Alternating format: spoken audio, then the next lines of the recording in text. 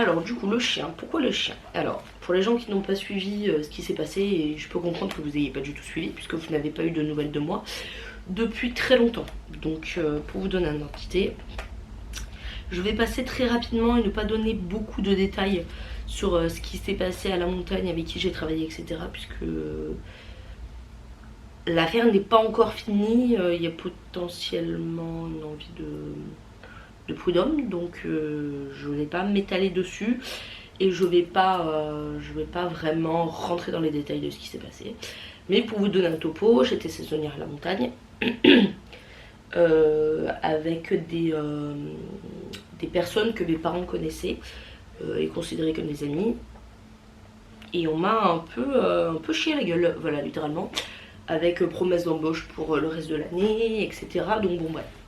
Donc en fait, quand j'étais là-bas, donc avec Omeri, ma meilleure amie, je me suis projetée sur le reste de l'année et j'ai vraiment organisé mon année en fonction de ces personnes-là, puisque du coup j'avais promesse d'embauche sur le reste de l'année en tant que saisonnière, donc nickel, pas de problème. Donc quand je dis promesse, c'était vraiment poste à responsabilité pour l'été, pour l'hiver qui venait, donc vraiment tout planifié sur l'année. Alors ça ne s'est pas passé comme ça, mais du coup, dans ces prises de décision, il y avait mes vacances en Corée du Sud avec Omérine, l'adoption d'un chien du coup pour qu'il puisse venir avec moi en tant que saisonnière, en vacances, bon bref, vraiment avoir un animal, parce que j'ai déjà un animal, un chat, un Maine Coon qui s'appelle Shine, mais qui s'est en fait entiché de mon papa, donc c'est un peu compliqué puisqu'il est beaucoup plus proche de mon père que de moi, donc en fait je l'adore, vraiment c'est mon chat, hein, vraiment je le considère comme mon chat, mais c'est compliqué parce que j'ose pas le garder. D'abord il vit avec trois autres chats dans l'idée, et c'est vrai que quand ils partent en vacances je ne me vois pas le garder tout seul, il est pas fait pour rester tout seul, il s'est fait ami avec les autres, donc c'est vrai que c'est un peu compliqué. Donc en fait, en ce qui concerne les animaux, c'est vrai que j'ai un animal qui m'appartient sur le papier, mais qui a en fait un lien fusionnel avec mon père. Donc c'est pas que je me sens un peu seule, mais dans l'idée, un peu, voilà, pour vous récapituler les choses. Donc du coup, j'étais partie donc, dans l'idée d'adopter un chien, pour justement avoir un chien qui reconnaît son maître, qui aime être avec son maître, et dans l'optique que je sois son maître, voilà, tout simplement, une bonne fois pour toutes. Donc c'est vrai que là, dans ce cas-là, le seul animal qui a ce genre de relation là, c'est un chien. Donc j'ai beaucoup brainstormé sur quelle race, quelle taille, parce que je vis dans un appartement à Marseille avec déjà 3 Maine Coon, un Bengale, donc déjà voilà. L'appartement, bon en soi c'est un T3, donc ça va, mais je peux pas m'accorder en me disant bon bah je prends un Golden Retriever, c'est pas possible, c'est pas gérable pour le chien quoi. Donc je voulais une petite race, quitte à faire plus petite que les Maine Coon, puisque les Maine Coon font déjà 10 kilos là. Voilà, donc j'ai brainstormé énormément, et il faut savoir une chose. Là où les gens peuvent prendre plusieurs mois à prendre des décisions, moi je peux prendre 4 jours pour prendre une décision. Vous allez comprendre pourquoi je vous dis ça. Dans le sens où, une fois que j'ai décidé que je voulais quelque chose, je fais toutes les recherches possibles et inimaginables dans le but d'acquérir cette chose. Et cette idée ne sort pas de ma tête tant que je n'ai pas réalisé ce que j'étais partie à réaliser. Donc le chien, ça a duré bien 1 mois, 4 semaines, 1 mois, avant que finalement j'ai l'aval de ma mère, pas de mon père, mais de ma mère pour prendre un chien. Donc je trouve donc un chien, je me décide à prendre un Spitz. Pourquoi un Spitz? Parce que c'est petit, loyal, grande gueule, et ça se veut être câlin, etc. Donc j'ai dit bon, un Spitz c'est génial. Et en fait au niveau des petites races de chiens, j'ai énormément de mal à trouver les petites races de chiens vraiment belles, d'avoir un coup de cœur. Non pas que les petits chiens soient laids, c'est pas ce que je veux dire, mais poil ras c'est pas vraiment ce que j'aime. Je suis plus team poil long, mais je veux quand même une race solide qui ait pas trop de problèmes de santé. Or les petits chiens, il y a quand même beaucoup de modifications génétiques, donc on va pas s'amuser avec ça. Les chihuahuas, non, trop grande gueule, risque de très mauvais caractère. Voilà, Spitz pas mieux, mais bon dans l'idée un peu plus gérable tout ça. Donc j'ai vraiment brainstormé, qu'est-ce que je prends, qu'est-ce que je prends pas. Un chien saucisse, non, problème de dos. Caniche, je suis pas fan. Bichon, je suis pas fan. Bon bref, Jack Russell, pas fan, compliqué. Donc je réfléchis et effectivement je trouve un Spitz, un élevage de Spitz, une dame adorable qui s'appelle Dominique, qui a un élevage familial sur Bordeaux. Personne adorable qui m'a appris énormément de choses sur les chiens, qui m'a beaucoup soutenu, conseillé, qui m'a accompagné, voilà, donc jusqu'à l'adoption du chien, tout ça, j'ai dormi chez elle. Voilà, donc ça, c'était la raison pour laquelle j'étais censée avoir un chien. Donc j'ai pris 2 mois de vacances aussi en Corée du Sud, puisque quand on est saisonnière, on peut se permettre d'avoir 2 mois de vacances d'affilée. Et donc arrivé février, les embrouilles commencent et je comprends largement qu'on m'a pas pris pour une idiote et que tout ce qu'on m'avait promis sous le nez. Donc je comprends aussi que là, saisonnière, bah, du coup en mars, c'est un peu compliqué de déjà retrouver une saison. Donc je commence à refaire des recherches un peu quand je rentre à la maison, tout ça, en étant dans un état psychologique vraiment pas bon du tout. J'ai eu des envies suicidaires qui sont revenues quand même, parce que en fait à chaque fois que ça se passe mal au travail, je pars du principe que c'est de ma faute, qu'il y a quelque chose qui déconne avec moi, alors que pas forcément, hein, vraiment pas. Désolée, je suis en train de gratter le dos. Mais voilà, les idées suicidaires qui reviennent vraiment au plus bas, quoi. Je me dis c'est pas grave, je peux récupérer mon chien début avril, ça va me changer les idées. Donc je récupère mon chien début avril. Et dans le même temps, alors que ce n'était pas du tout prévu, puisque j'avais prévu, si vous voulez, de rentrer en mars, fin mars, et du coup d'avoir un mois pour éduquer justement le petit chien. Sauf que dans le même temps, j'ai eu un entretien d'embauche et j'ai été prise en vue d'un CDI entre guillemets, mais en intérim quand même dans une boîte. Donc je démarre à la fois le nouveau travail et l'acquisition du chien. Pas idéal parce que vraiment je voulais ce mois de repos. On m'offre un emploi, je crache pas dessus. Donc je démarre dans cette boîte. Et j'ai le chien en même temps. Le chien, ça se passe bien, franchement ça se passe très bien. Ma mère était en arrêt de travail puisqu'elle s'était cassé le pied, donc ma mère a pris soin du chien, tout ça, pas de soucis. Tout se passe dans le meilleur des mondes, j'ai un job, j'ai un chien. Tout se passe bien, tout est voué à aller mieux. Le job, on va dire que l'effet lune de miel et la déception est arrivé quand même très vite. Non pas que ce soit le pire endroit que j'ai fait, loin de là, c'est même un des moins pires. Mais c'est vrai que je suis assez contente d'avoir eu ce truc de me dire ok, ce sera pas le job parfait, tu sais que ce sera pas le job parfait. Ok, pas de soucis, tu fais avec, pas de problème. Donc, mais quand même un peu bizarre, on me colle un peu au cul pour regarder comment je travaille. Lourde l'ambiance, je sais pas, on me propose un CDI, sauf que du coup, mon premier contrat d'intérim, je sais pas, voilà, j'ai prévenu personne en fait pour septembre parce que personne ne m'a posé la question.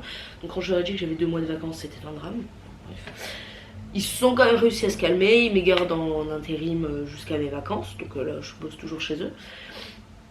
Pas de soucis, tout se régule, vraiment tout se régule, j'arrive un peu à calmer les choses au niveau du boulot, tout va mieux. Et dans le même temps arrivent les problèmes à la maison, parce que mon père ne souhaitait pas le chien. Donc là on est parti sur des choses qui ont été dites qui faisaient très très mal. Je vais pas le cacher, qui m'ont vraiment détruite.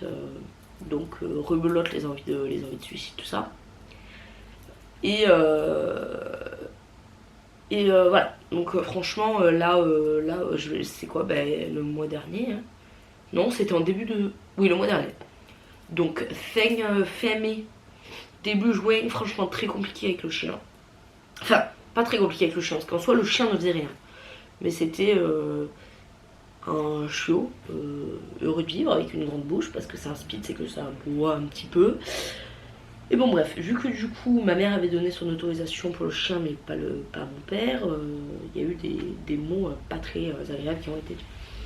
Donc bon, pas bien, psychologiquement vraiment pas bien, mes résultats baissent au niveau du boulot, le boulot savoir pourquoi ça va pas mieux, je leur explique, bon on me laisse un peu tranquille, ça va pas de soucis. Ou arrête donc la semaine... Donc c'est pas cette semaine, c'est la semaine dernière où en fait je rentre à la maison et je vois mon chien apathique. Vraiment pas bien. Mes parents me disent bon, il a dû manger quelque chose, ça lui fait mal à l'estomac, ça va aller. Je savais, puisque j'ai pleuré, donc je savais en plus de la semaine précédente qui était allergique, je savais qu'il y avait un truc qui allait pas. J'ai fait qu'est-ce que je fais, veto, pas veto, veto, pas veto. Finalement on se dit bon, si ça va pas, si ça va mieux, si ça reste comme ça peut attendre, puisque j'avais appelé un VTO. Donc je reste comme ça, il mange, il respire, pas de problème. À 2h du matin je me réveille, je sens que la respiration c'est pas top. Du coup je décide de le mener chez le vétérinaire. Et là quand la vétérinaire le récupère, il marche, il mange et tout, mais apathique. Il le récupère, il me dit le ventre il est tendu, il y a du liquide, je vais checker ce qui se passe. Et en fait le veto revient en me disant que d'après la radio il est bourré liquide et qu'il faut faire une ponction très très vite. Et voilà. Et là en fait elle essaye de chercher d'où vient ce liquide. Elle me demande si potentiellement il aurait pas léché quelque chose dans la rue, du poison, de la morora. Étant le genre de petit chiot qui mangeait un petit peu tout ce qui passait dans la rue, je peux me cacher, je sais qu'il le faisait. Je disais c'est possible qu'il ait mangé quelque chose, mais en fait je n'ai pas vu une chose bizarre dans sa bouche, c'est-à-dire je sais pas, j'en sais rien, en fait personne ne sait.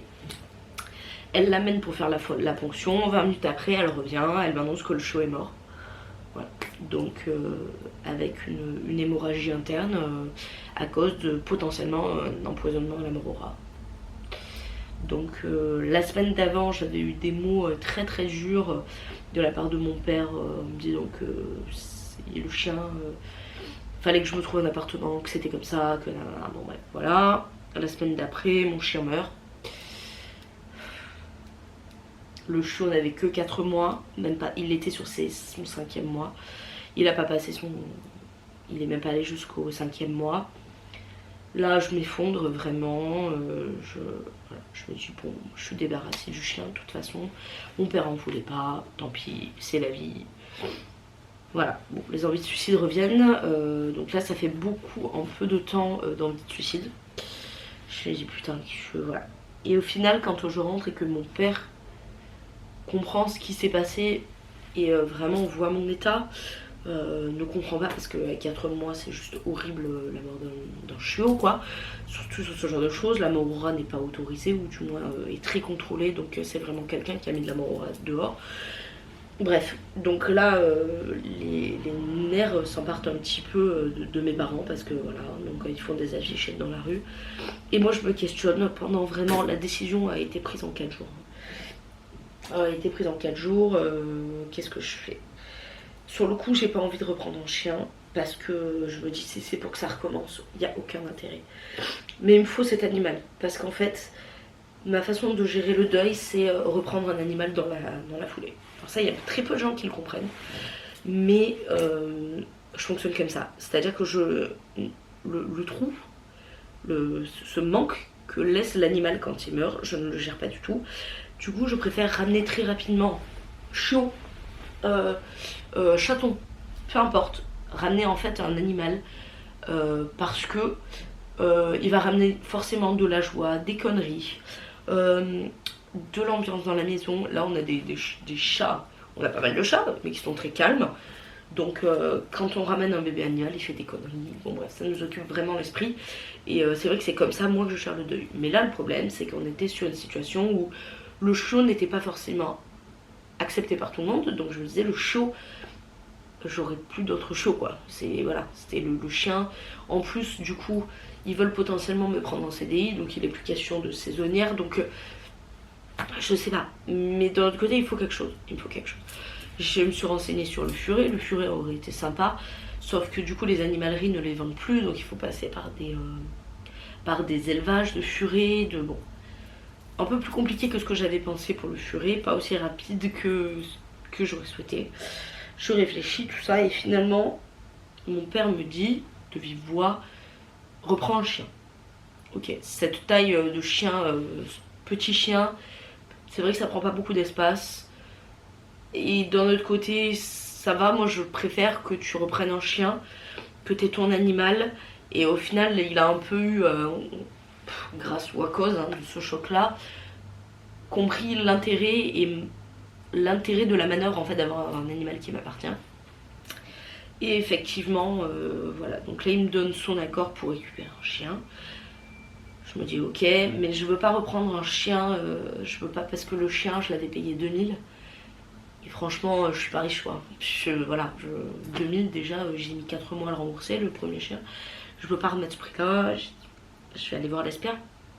Je vais aller voir l'SPA dans un refuge. Je vais à l'SPA, malheureusement il n'y a que des grands chiens ou des chiens d'un certain âge. Et en fait, vu que je n'ai pas d'expérience avec les chiens, parce que c'était mon premier, j'ai rien contre les chiens de l'SPA, mais autant un chat avec des traumas, je sais que je peux le gérer, autant un chien avec des traumas, je veux vraiment me faire une expérience, apprendre vraiment beaucoup dans les chiens, et après voir si potentiellement un chien avec trauma, c'est gérable. Mais là, je dis non, gros chien, c'est pas possible, l'SPA, je trouve pas mon bonheur. Je vais dans un refuge, on me dit chien en appartement, c'est non. On me fait même pas voir les animaux, rien. Chien en appartement, non. Tant pis, je pars de là un peu dégoûtée déjà de ce que le refuge me dit, parce que ils préfèrent que les chiens restent toute la journée dans une cage et sortent 2 fois par jour, ok, sur un terrain où il y a 6 hectares, ok, mais qu'ils sortent 2 fois par jour et restent coincés dans une cage plutôt que de trouver une famille qui les aime avec un appartement, ouais. Sachant que le chiot, je le sortais 8 fois par jour, quoi. Donc, enfin, pas moi, mais on le sortait 8 fois par jour, donc bref. Ça m'a dégoûté, ma mère était très énervée parce que on était un peu. Ça parlait un peu comme si on était de la merde quoi. Surtout que bon voilà, j'avais un traumatisme, c'était genre il y a 3 jours avant, bon bref. Donc je me dis je cherche pas à comprendre. Et finalement je cherche, je me dis peut-être que des gens auraient des spitz à me proposer. Parce qu'en fait comme je vous disais, ce choix de race est très réfléchi au niveau de la taille. Donc Jack Russell c'est un peu plus grand, Cocker c'est plus grand, enfin c'est. Toutes les races qui me plaisent, j'y arrive pas. Donc je m'étais mis, j'ai aimé le Spitz. Je vais reprendre un Spitz, mais le prix c'est. Enfin voilà quoi. Et au final, je fais une annonce sur Facebook. Et il y a quelqu'un qui me contacte en me disant qu'elle aura des Spitz qui seront pas loffés. Mais voilà, libre le mi-juillet quoi. Elle me montre les chiots. Je me dis pourquoi pas. Alors le mien était sable. Là, le choix était entre des merles. Très belle couleur d'ailleurs, c'est des tachetés en fait. Ou du black tan. Alors moi j'avais toujours dit que je voulais du black tan. Au final, mon premier n'était pas du tout black tan. Là il y a des black tan, j'ai choisi un merle. Cherchez pas, j'ai fait au feeling. J'ai craqué sur un et qui était au final le plus demandé. Voilà. On a mis 1700 € le chien là. J'ai pas assez sous là à mettre. Mes parents ont dit qu'ils allaient me filer un coup de main. Merci à eux. Parce que, ben voilà quoi, 4000 en 4 mois, ça voilà, c'est juste pas gérable. Donc ils ont dit qu'ils allaient m'avancer, que je pouvais les rembourser sur le reste de l'année. Sachant que, je précise, hein, j'ai quand même un voyage de 2 mois en Corée du Sud à financer. Donc, horrible en fait cette situation parce que, bref. Donc mes parents ont dit qu'ils allaient m'avancer. Je me dis ok, donc là je suis repartie avec un nouveau chiot. Du coup que j'irai récupérer dans un mois, que j'ai appelé Blue, qui sera un petit mâle, qui sera un petit merle. J'ai des nouvelles un petit peu tous les jours de l'éleveuse parce que je lui ai demandé de me filer des nouvelles. Mais j'ai énormément de poids sur les épaules parce que comme Bangshan était le préféré, là c'est encore une fois le préféré de tout le monde. Et là je me dis bon, je me mets une pression de fou. Déjà que je suis maman poule, je vais être pire que tout, mais là on va. Déjà ça va être sorti en laisse obligatoire, laisse courte, sauf si je sais que le lieu est sécurisé, mais laisse courte, soit avec une muselière, soit avec un petit filet. J'ai vu ça en Asie, ils font ça, un petit filet pour éviter qu'ils mangent les choses par terre. Voilà, j'étais partisane pour lui apprendre à Bangshan à marcher sans laisse, pour apprendre le rappel, etc. Ça lui a coûté la vie, donc voilà, je vais faire différemment. Et voilà, et c'est vrai que bon là tout ce que je vais vous dire c'était un peu en décousu, mais donc Chan en fait j'avais peur quand il s'est passé, j'ai dit en fait je mérite pas d'avoir un autre chien parce que je m'en suis beaucoup voulu. ce qui lui était arrivé et ça a été grâce à de longues discussions avec mes parents, ma mère surtout, qui m'a dit, et puis les autres, hein, toutes les personnes qui j'en ai parlé, qui m'ont dit que c'était pas de ma faute. Mais c'est très compliqué de s'enlever cette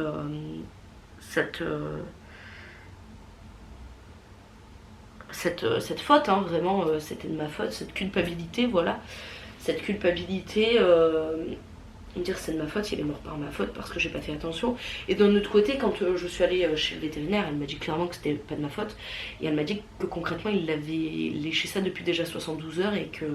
Donc en fait, allez vous rappeler quand il arrive ce genre de choses, qu'est-ce qu'il a léché il y a 72 heures, qui il a croisé, pas croisé. Voilà, c'est très compliqué. Donc non, vraiment, la culpabilité, et je l'ai encore, hein, cette culpabilité, j'aurai toute ma vie. Mais c'est vrai que là, le chiot, ça va être une surveillance plus, et voilà. Donc,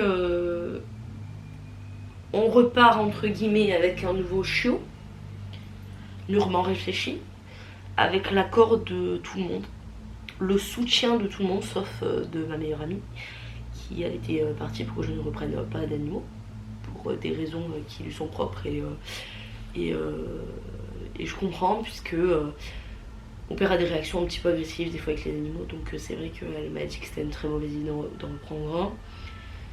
Je retente, voilà, je retente, j'ai pas forcément son soutien et je lui en veux pas du tout. Mais voilà, donc on repart sur quelque chose de nouveau en espérant que cette fois on soit sur un amour. Enfin, l'amour de Bangshan, je l'aurai jusqu'à la fin de ma vie, hein, mais sur une relation qui va durer, j'espère, putain, une quinzaine d'années, quoi. Voilà, on repart sur une nouvelle expérience, sur un nouveau chiot. Et on verra bien. Et j'essayerai vraiment de vous dropper pas mal d'images quand le chiot va arriver, pour moi, garder des souvenirs aussi. Parce que typiquement, Bangshan, j'ai quelques photos, mais... j'ai pas pu avoir assez de souvenirs. J'aurais préféré vraiment hein, ne pas acheter d'autres chiens, hein, d'avoir toujours Bangshan veut dire qu'il va excessivement bien et tout. Hein. Bon, j'essaye d'avancer et voilà. Compliqué. Donc je me disais que je vous devais un petit peu... Je vous devais pas, mais que je devais faire cette vidéo là pour vous expliquer un petit peu pourquoi ce début d'année était vraiment merdique. Hein. Et en espérant, là écoutez, on est fin juin, enfin mi-juin. Il faut que cette année se finisse mieux que ce qu'elle a commencé parce que compliqué. Mais voilà, donc du coup pour les gens qui s'inquiétaient de pas me revoir, je peux pas vous dire que vous aviez pas de raison de vous inquiéter, dans le sens où ben même là on peut pas dire que je pète la forme, je me bats. C'est à dire que là vraiment en 3 semaines j'ai eu une dispute avec mon père par rapport à un chien, ce même chien qui est mort la semaine d'après, mes règles, désolé mes règles, hein. Et là je tombe malade. Le mois de juin vraiment pépite. Et là j'étais là, comment vous voulez que je me réjouisse d'aller voir mon idéal masculin en concert? Vraiment même ça, pourtant ce mec là vraiment c'est ma vie, c'est la raison pour laquelle je suis en vie, vraiment, vraiment. Je pense que je l'ai déjà dit, hein. J'ai éprouvé aucune joie quand j'ai su que j'avais des places de concert tellement j'allais mal quoi. Donc c'est vraiment là ouais, là je suis au plus bas. J'espère que ça va un petit peu remonter parce que voilà. Mais non, c'est pas la folie. Voilà. C'est pas la folie, mais écoutez, j'espère que ce sera mieux. Et puis voilà, que j'aurai de belles choses à vous raconter la prochaine fois que je ferai une face cam comme ça. Et puis voilà. Bah écoutez, sur cette merveilleuse discussion entre vous et moi, je vais arrêter cette vidéo ici, continuer mon petit voyage à Paris, et je vous fais des bisous.